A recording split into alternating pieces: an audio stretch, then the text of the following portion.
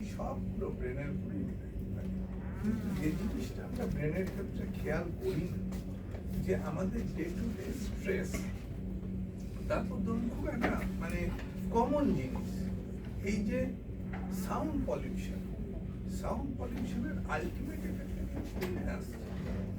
আপনার আজকে blood pressure যদি ফ্লাকচুয়েট করে, আরেকটা জিনিস এখন দেখবেন খুব কমন, যেটা আগেকার দিনে, মানে আমি এটা বলি that Indian society is the richest society. Why? দেখবেন আগেকার দিনে একটা কনসেপ্ট ছিল, গুরুদেব কনসেপ্ট, এবং everybody has got that person. They are basically high skill psychiatrist who use to organise your activity, এবং সেই অ্যাক্টিভিটিটা how? By organising your brain in such a way that you do your work. তো এই যে এবার প্রত্যেকটা আমাদের অর্গানের অসুখের মধ্যে ব্রেনেরও অসুখ থাকবে, এটা স্বাভাবিক।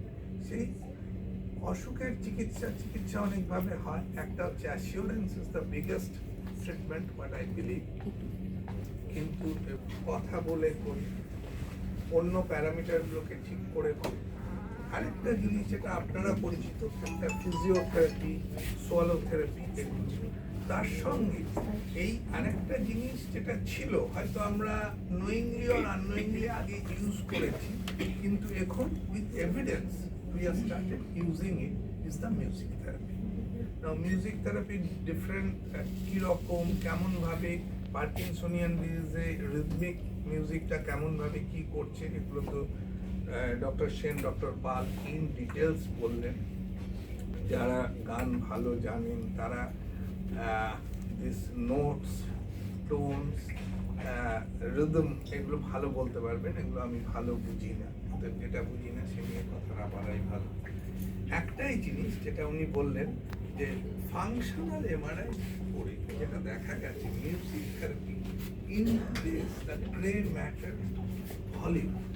গ্রে ম্যাটার ভলিউম মানে একটা ব্রেনের ভলিউম বাড়ছে, তার মানে একটা গিভেন কনস্ট্যান্ট জায়গাতে you have got some scope of increasing your volume. So আমি একটা কথা বললাম যে neurons and nephrons once lost is lost forever, কিন্তু music improves the gray matter volume, তার মানে কিছুটা হলেও কিছুটা রিক্রুটমেন্ট করে। Now that recruitment is used in different formats, এবং এখন প্রচুর এই পেপার বেরিয়েছে, ডক্টর সেন বলবেন যে মিউজিক থেরাপি করে বিভিন্ন অসুখের ক্ষেত্রে কেমনভাবে ইমপ্রুভমেন্টগুলো হয়েছে।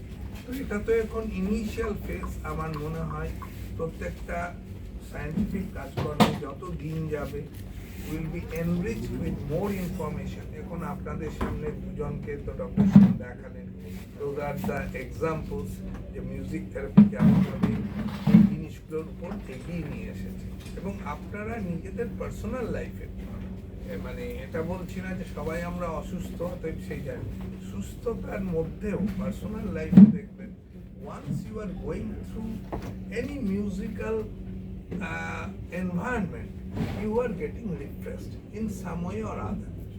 আর আমাদের দেশে দেখবেন ওই কি রাগ এগুলো আছে, সকালবেলায় কোন গান শোনা হয়, তারপরে এই যে মন্ত্র বলা, সেটাকেও যদি মিউজিকের একটা পার্ট বলেন, বা বিভিন্ন সময়ের রাগগুলো দেখবেন, সকালের রাগ আর সন্ধ্যের রাগ আলাদা। মানে আমি এটার সম্বন্ধে কোনো ধারণা নেই বলে একটু উল্টোপাল্টা বলছি, কিন্তু যারা ভালো করে বলে দেখবেন যে দুটো আলাদা। তার মানে হচ্ছে কি, hour brain along with our chemicals in the body is tuned up in such a way যে এই জিনিসগুলো যদি আমরা এই সিকোয়েন্সিয়ালি করি, এটা তাহলে everything get stimulated for a positive effect. তো আশা করি ওভার দ্য ইয়ার্স এটা নিয়ে আরও বেশি কাজ হবে, পেপার বেরোবে, মানে স্টাডি এবং মানে ফোকাসড কেস এগুলো যখন হবে, তখন আমরা সবাই বুঝতে পারবো যে ব্রেন ফাংশনটা, ওই neurons once lost is lost forever কথাটাও হয়তো চেঞ্জ হবে। তখন হয়তো আমি অন্য কথা বলবো। Thank you very much.